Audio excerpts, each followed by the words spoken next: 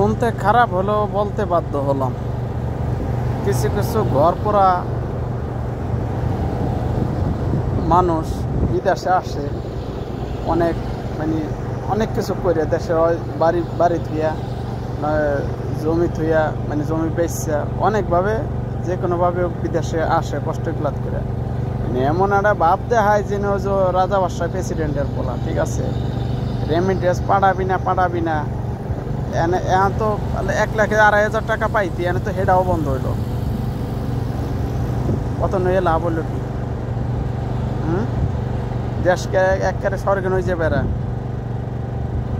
সেখানে থাকলে আমারে তোমাকে একেবারে দিয়ে না দিয়ে উল্টাইতে চার এনে তোমাকে প্রবাসীকে দিয়ে উল্টাইতে হবে না। প্রবাসীকে মাথার উপর পরে খাওয়ার চেষ্টা করে সবাই, এটা সবসময় মাথায় রেখো। এনে তো 2,500 টাকা করে 1,00,000 যে পাইতা সেটা বন্ধ করে দিয়েছে।